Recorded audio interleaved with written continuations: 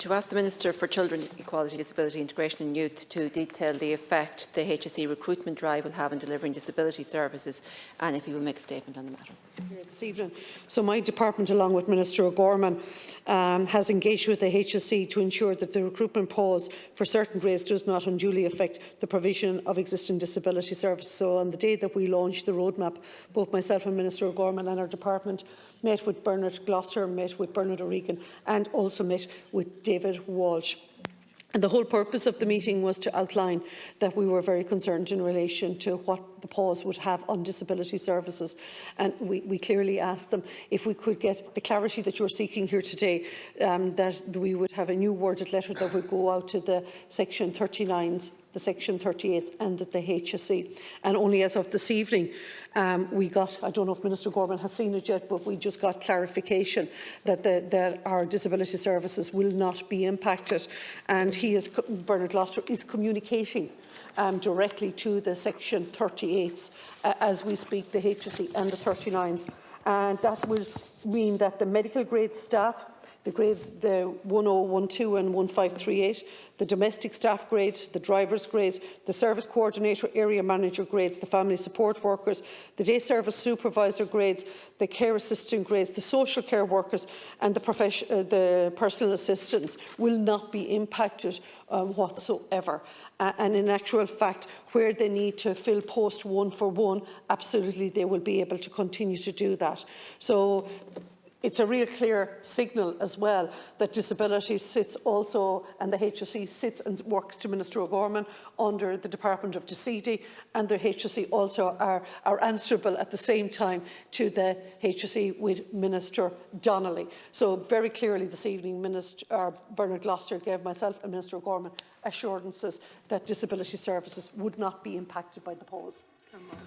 Thank you, Minister, for that, because that is very welcome, because only today I was talking to someone from a Section 38 and they provide residential, they provide respite and they provide day services, and they've already met with their board to curtail their services in the coming weeks. They will still be curtailed because they were actually in the middle of a recruitment process a number of weeks ago. They have 60 staff positions to fill, and they were positions, not the healthcare position, they were what we call care assistant positions, which were initially under the recruitment pause.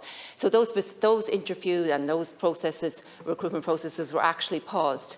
Now, they will welcome the fact of the news that you're stating here this evening, but it's still going to mean it'll take them a number of months to actually go back and fill those positions, because a lot of those people that they were actually in the process of recruiting are going to be gone to other sections.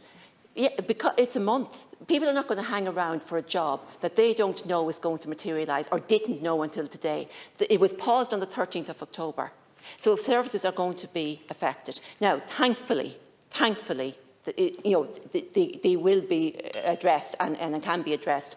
But I'm just wondering, can they take in agency staff in the meantime?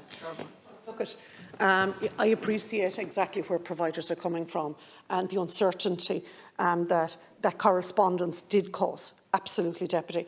But I don't accept it will take months on months for staff that they were currently interviewed to take on to post. To be quite sure with you, we are probably one of the only services across the HSE that are going recruiting at this moment in time, is disabilities. And it's across all of those posts that I've laid out to you. So, to be honest with you, we have worked as speedily as we could. And to be fair to Bernard Gloucester, he has responded, as I would say, as quickly as he had, and he knew that this question was here this evening. So I really do welcome his pragmatism in it, in responding to us. But I would ask the providers to actually, the letter will issue in the morning. So if they speedily, as they put down tools, when they got the words that there was a pause, I would now ask them to take up the tools as quick now as that the new email has issued. Thank you, Minister. And they will. But what they were saying was, like, they had people in the process of being recruited, and that they don't think those people are going to be still there. They hope they will. And if they are, they will take them on. But they said people will leave because they have to. The demands of paying for, the cost of living and so on, they're going to move on to something else unless they were sure that the job was going to be coming up. And many of them, like, the health and social care professionals were exempted from the recruitment pause, but they can't recruit them for love or money anyway. You know, a lot of them, and we know that within even the CDNTs. And just a question on the CDNTs, because like 41 of the 91 are actually HSE run, and I think 24 are Section 38s as well. So are they affected in any way across any of the grades by the recruitment pause, including management, administrative staff and so on, because all of the staff are very, very important.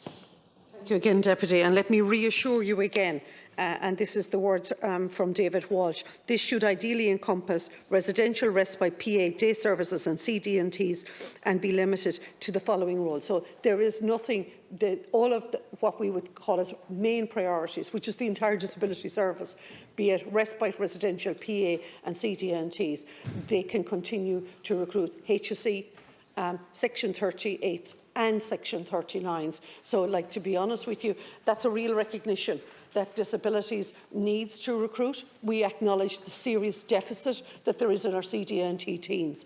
And in actual fact, there's hundreds of posts unfilled that I am hoping that we will be able to attract into and actually shorten that deficit, because I really do acknowledge there's a serious deficit in our CDNTs and why it is a priority that we couldn't have a pause on it, Deputy.